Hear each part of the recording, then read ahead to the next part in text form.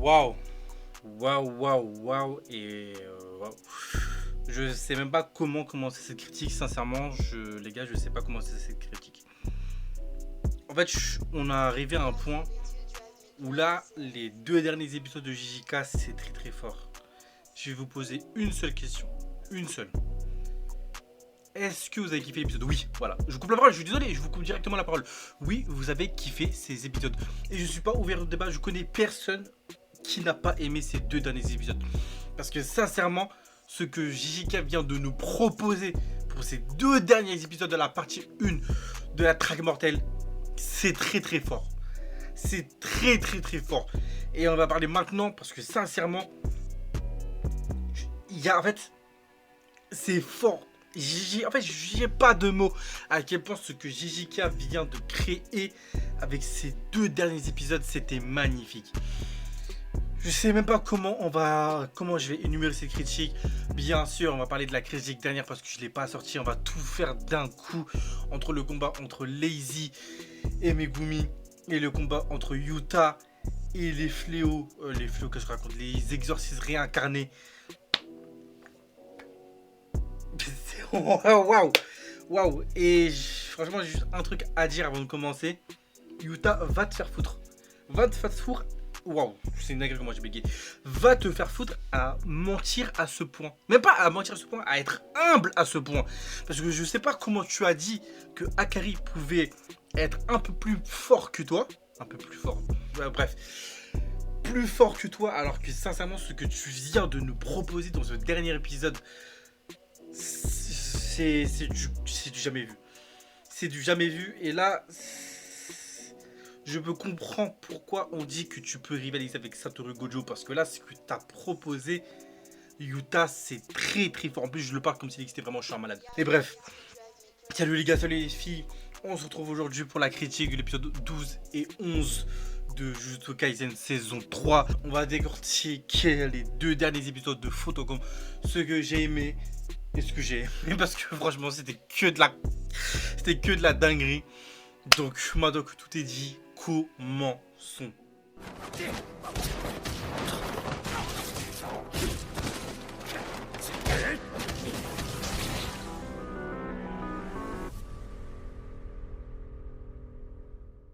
Megumi vs Lazy, on est sur l'un des meilleurs combats de la saison. C'était incroyable. Le combat final entre les deux en mode taijutsu là, comme dans l'extrait, c'était magnifique les gars. Pour le coup, je trouve que Lazy était un très bon adversaire pour Megumi. Parce que franchement, Megumi, il a un potentiel de fou, mais il arrive vraiment pas à l'exploiter. Et le fait qu'il a vraiment un adversaire à sa taille, franchement, mais ça fait tellement plaisir. Parce que sincèrement, Megumi n'est clairement pas nul. Et là, il nous l'a prouvé durant cet épisode. Et franchement, son intelligence de jeu, même de combat si je puis dire, le rend complètement cheaté. Et encore une fois, ça me fait plaisir de voir Megumi qui va pas juste utiliser Mahoraga pour gagner un combat et il va utiliser toute sa tête, que ce soit son extension de territoire, que ce soit l'endroit où il utilise l'extension du territoire. Franchement, Megumi c'est très très fort. Le fait que Lazy à la fin lui donne ses points, je trouve ça vraiment incroyable.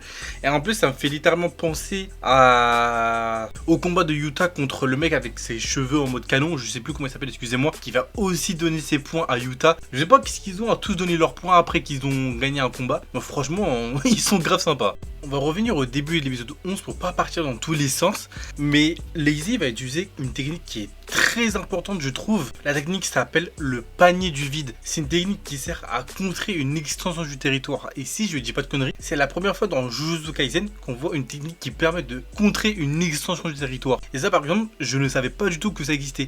Et n'hésitez pas à me dire dans les commentaires si je me trompe, on a déjà vu ça ou pas, mais dans ma tête, je crois que c'est la première fois qu'on voit ce genre de technique.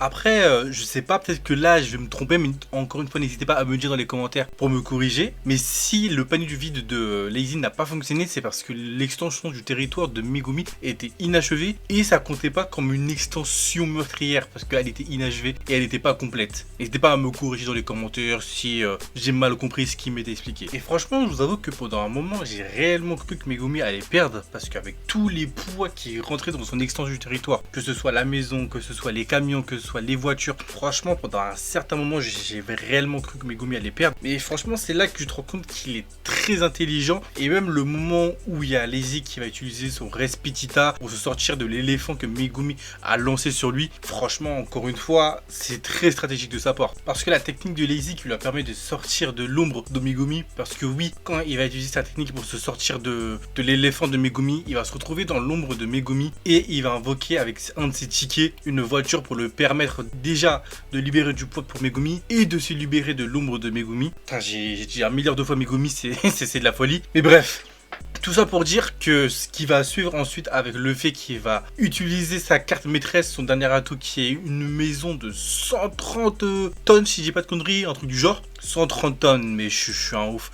C'était plutôt 132 mètres carrés et c'est la maison qui pèse 30 tonnes. Et c'est là que tu vas te rendre compte que, en fait, Megumi, il est littéralement au point mort. Là, il est dans l'obligation d'annuler son extension du territoire et c'est exactement ce qu'il va faire. Mais le truc qui est pas mal, et là, c'est ce qui va causer la perte de Lazy, c'est que quand la maison va se cracher sur le sol et sur Megumi, ça va détruire le plafond et ce qui va permettre à Megumi de retenir Lazy dans la piscine qu'il y avait du coup dans le lycée ou le collège, je sais plus exactement c'était quoi comme établissement, et ce qui va permettre à Lazy de ne plus pouvoir utiliser ses tickets car tous ses tickets vont être mouillés. Parce que oui, si Lazy aurait été un petit peu plus futé que Megumi, je pense qu'il aurait clairement pu gagner le combat. Là, il a littéralement perdu parce qu'il a littéralement cru ce que Megumi lui disait par rapport que Megumi n'avait plus de familier alors qu'il lui restait encore une fois son chien de Jade. Et là, encore une fois, vous avez vu la scène, il s'est rapproché, il s'est fait goumer, le chien de Jade est apparu et il l'a tué. Et la discussion qui va suivre entre les deux, je la trouve très intéressante parce que Lazy va nous dire des choses très importantes par rapport à la suite de l'œuvre. Il va clairement nous dire qu'apparemment, tout ce que Kenjaku a dit à Megumi et à son groupe serait faux et il comploterait avec Kenjaku. Mais est-ce que vous vous rendez compte de l'info de fou quand même qui vient de nous être donnée là? Donc franchement c'est très intriguant, sachant que du coup on suppose qu'il retient Shozo et Yuki si j'ai pas de conneries. Donc ça veut littéralement dire que si c'est vrai, ça veut dire qu'il se prépare à les piéger. Et moi il y a une phrase de Lazy qui a beaucoup retenu mon attention, c'est le fait qu'ils disent que c'est possible de survivre si longtemps. Donc pour moi cette phrase je trouve qu'elle est pas anodin, parce qu'en vrai on connaît pas tout de Tengen, on sait juste que c'est un peu lui qui tient le monde de l'exorcisme. On sait pas réellement de quoi il est capable, on sait pas de qu'est-ce qu'il veut en vrai de vrai. Est-ce qu'il est réellement du côté des exorcismes? Franchement là pour le coup je ne sais pas. Franchement ce que Lazy vient de nous dire c'est très intriguant et je suis vraiment pressé de savoir qu'est-ce que ce personnage nous réserve. Et en parlant de mystère, on va revenir à Takaba parce que là... Alors là, ce qu'on va apprendre sur lui, c'est magnifique. Sincèrement, c'est magnifique. Parce que clairement, on va apprendre que le frérot, il est presque increvable, il fait que de se régénérer. Littéralement, le frérot qui fait que de se battre contre Takaba, il en a marre, il veut pas crever. Et c'est ça qui me fait avec ce personnage, parce que sincèrement, juste son attitude, c'est qu'il prend même pas le combat au sérieux. Et en fait, pour lui, c'est un amusement en fait. C'est un amusement. Et je pense que c'est clairement en lien avec son pouvoir, parce qu'on va nous dire que son pouvoir, c'est qu'il donne vie à n'importe quelle scène qui le fait rire. Et par contre, la suite, les gars, vraiment, ce qui va nous être dit après, par contre, c'est de la folie. C'est clairement de la folie. Parce que on va clairement nous dire qu'avec, il pourrait même tenir tête à Satoru Gojo. Non mais les gars, en fait, je veux bien, il y a Akari, il y a Yuta, il y a Takaba, il y a qui d'autre? Franchement, il y a qui d'autre? Parce que j'ai l'impression maintenant que tout le monde peut tenir tête à Satoru Gojo. C'est quoi ce bordel? Qu'est-ce qui cloche en fait? Franchement, dites-le moi. Mais bon, vu que Takaba est tellement stupide que, comme ils le disent, Takaba lui-même ignore tout de son pouvoir. Et encore une fois, en fait, ça fait chier parce que là, on nous nerf littéralement un perso qui pourrait être incroyable, qui pourrait servir de fou à l'équipe de Itadori. Mais bon, ça le nerf parce que je pense que son pouvoir est tellement cheaté qu'il pourrait littéralement renverser tout l'univers de JK s'il le voulait. Bon, on arrive enfin à la fin de la partie 1 pour la critique de l'épisode 11 avec Megumi qui va épargner Rémi. Franchement, je sais pas pourquoi il l'épargne, mais ok s'il veut. Et l'arrivée de l'ange. Bon, franchement, il était temps. Ça fait un moment qu'on attendait son arrivée parce que c'est un personnage qu'on nous a teasé depuis. Parce que c'est un des persos qui peut permettre à déceler Satoru Gojo. Donc je pense que ça va être un personnage très important. Et je suis pressé de l'avoir passé à l'action. Et les gars... Oh là là. La fin de cet épisode, En fait, elle nous a déjà teasé la dinguerie pour l'épisode qui est sorti hier. Parce que là, franchement, je m'attendais clairement pas que les personnages qu'on nous a présentés allaient être aussi incroyables. On va commencer directement avec le personnage de Ryu Ishigori, qui on va parler dans quelques instants, vous inquiétez pas. Suivi du personnage de Takako Uro, Kuro Urushi, qui a été catalogué en tant que fléau de classe S. Donc faut se rendre compte que ce putain de cafard de merde, c'est pas un cafard de merde, il est clairement très très fort. Et pour finir, Yuta Okotsu. Et franchement, c'est très important ce qui va nous être dit, parce que le narrateur nous dit clairement que Yuta maintenant maîtrise ses pouvoirs de classe S et que la seule personne qui le surpasse, c'est Satoru Gojo. Mais oh là là là là, mais c'est une dinguerie de terminer un épisode comme ça. Sincèrement, c'est de la folie. C'est juste de la folie furieuse et sincèrement... En fait, heureusement, je tourne la critique maintenant parce que là, on va passer directement au dernier épisode de cette saison. Parce que, et restez accrochés parce que sincèrement, cet épisode était juste incroyable.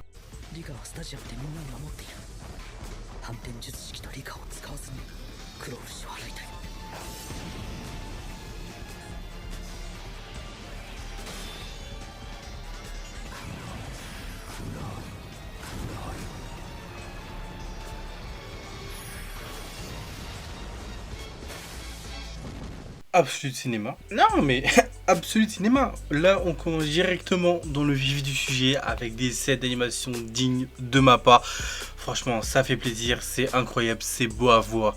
Franchement, Yuta, quel personnage. Ça commence, il tue directement un joueur. Après, il enchaîne par un fléau de classe S. Non, mais... En fait, ce personnage est incroyable, en fait. Et encore, là, c'est que le début. Parce que ce qui va suivre juste après, c'est juste de la folie. À peine après avoir battu le fléau de classe S, en le mordant et en l'injectant un sort d'inversion dans son corps pour qu'il explose, Takahuro va littéralement l'attaquer. Elle perd même pas une seule seconde. Et en plus, elle capte que Yuta a utilisé un sort d'inversion.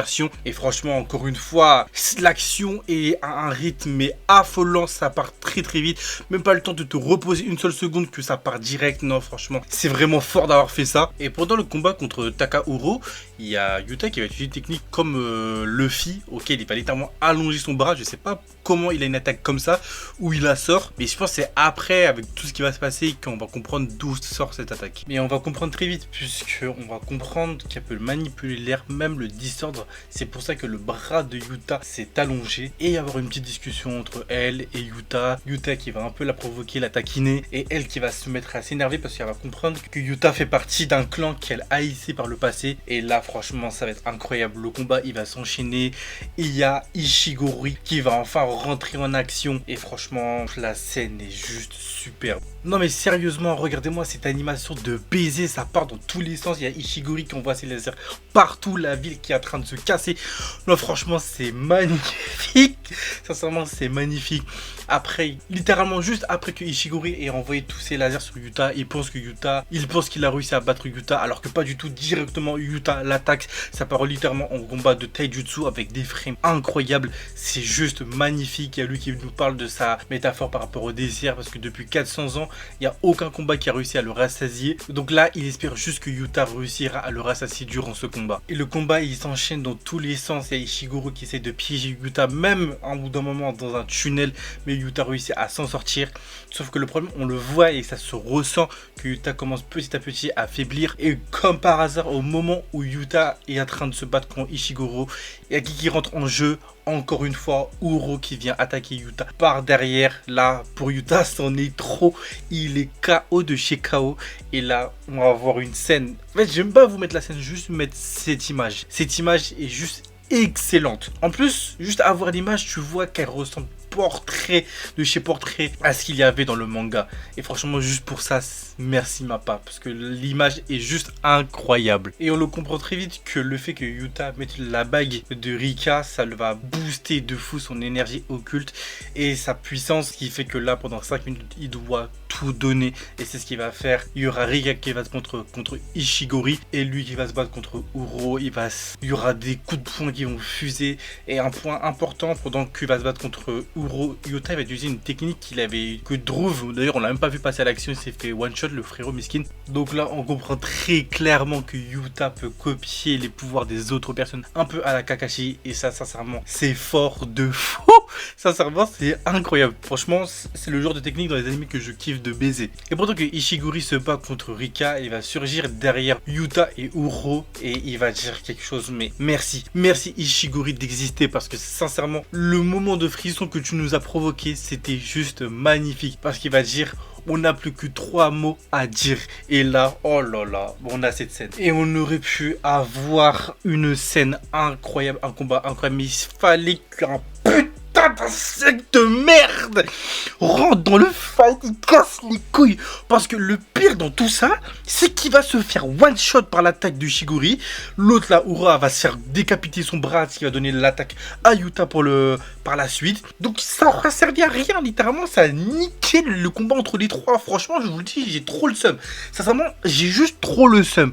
Parce que sincèrement, ok, vas-y, ça nous met les deux autres hors jeu. Il y a le combat entre Yuta et Ishiguri. Ok, c'est bien. Mais s'il vous plaît, extension du territoire à 3. Est-ce que vous vous rendez compte, c'est quoi, wesh? La folie qu'on aurait pu avoir. Vas-y, je vous jure, j'ai trop le seum. J'ai trop le seum. Ça casse les couilles. Mais bref, là, au moins, on va se retrouver sur le combat final entre Ishiguri et Yuta. Auquel là... En fait, il y a trop de moments incroyables. Ça aussi, ça m'énerve. Il y a trop de moments incroyables. Entre Ishiguri qui se prépare à lancer sa dernière attaque fatale et Yuta aussi qui se prépare à faire un tir d'énergie occulte avec une planche incroyable. Oh là là, cette image, elle est juste incroyable. Et t'as Yuta qui prend enfin goût à un combat parce qu'il voit que dans les yeux de Ishiguri, il est toujours frustré parce qu'il a aucun combat à son actif, qu'il a donné, qu'il l'a rassasié. Et là, pour une fois, Yuta réussit à avoir de la joie dans un combat. Il se met à sourire, mais oh là là là là. Et après, les deux, ils s'envoient l'attaque. Ça fait... c'est trop de la dinguerie, frère. Et c'est trop de la dinguerie. Et c'est comme un Kamehameha et un Kanogari, que les deux, ça sent trop le choc. Après, ça se bat et tout. Ouais, il se passe trop de choses. Sincèrement, il s'est passé trop de choses dans ces moments-là. Mais juste merci ma part, parce que l'explosion de couleurs qu'on a eu en 5 minutes, c'est fort. Mais franchement, je vous jure, c'est trop fort. Et puis après, tu vois Yuta qui feinte son tir, parce qu'en fait, tu comprends que le tirer, même s'il n'est pas sur place. T'as Ishiguri qui feinte aussi son tir, qui se met à tirer sur Yuta. Et là, quoi, plot twist, on voit que Yuta qui utilise la technique de Uro. On ne sait pas, ça sort d'où. Il permet de dévier l'attaque. Après, ça part au combat taijutsu. Les deux, ils s'affrontent, ça se fout des derniers coups. Carrément, t'as même une ref à Goku Vegeta, c'est incroyable. Non, franchement, c'était juste magnifique. T'as Yuta qui arrive à mettre un dernier coup bien dans le crâne Ishiguri. Mais malheureusement, c'est là que les 5 minutes se terminent. Donc là, à ce moment-là, tu te dis, mais en fait, qu'est-ce qui va se passer? Bah, Yuta, il est juste mort, en fait. Il peut rien faire, il est cuit, il n'y a plus Rika. Sauf que non, littéralement, on sait pas pourquoi, il se met à attraper Ishiguri. Et quoi? Merci Yuta. Franchement, juste merci Yuta, parce que le renvoi du blast, ça par contre je l'ai vraiment pas vu venir. Et le combat se termine avec Ishiguri qui s'est pris son attaque de plein fouet et qui dit à Yuta: je suis rassasié. Et là, on se passe quelques temps après que Ishiguri s'est pris l'attaque, il va se réveiller, il va constater que Yuta ne l'a pas tué. Et Yuta va lui expliquer que de toute façon il n'en avait pas besoin. Mais il va quand même lui demander qu'il lui passe tous ses points, ce que Ishiguri va faire. Et on va apprendre aussi que pendant qu'il est en train de dormir, il a fait la même chose à Uru, il a demandé tous ses points et c'est exactement ce qu'elle a fait, elle lui a passé tous ses points. Et un truc grave important et grave intéressant je trouve, c'est que pendant qu'on voit le flashback où il parle avec Uro, on voit une forme de Sukuna qu'on ne connaît pas encore. En tout cas, je crois que depuis le début de l'anime, on l'a jamais vu comme ça. Donc franchement, grave stylé. Je pense que ça doit être du coup sa forme finale quand il était à l'époque de Endo, je crois que c'est ça, l'époque à l'ancienne. Donc franchement, je suis vraiment pressé. Je pense qu'on aura une forme comme ça de Sukuna, parce que si on n'a pas cette forme, ça va être grave dommage. Donc je suis pressé de savoir quand ça va arriver. Et l'épisode se termine avec le fait qu'on apprend que Yuta a péri 190 points.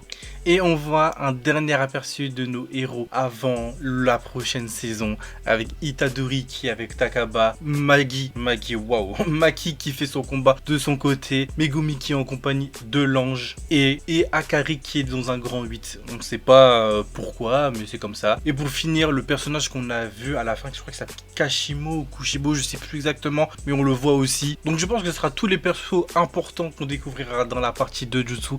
Donc les gars, les filles, je suis grave pressé de découvrir avec vous la partie de Jujutsu. Sincèrement, pour moi, cette saison est une très bonne saison. Je pense que c'est pas la meilleure. Ah si, peut-être. Non. Je pense que je mettrai la 2, après la 3 et après la 1. En vrai quand même. En tout cas, c'était une bonne saison, j'ai bien kiffé.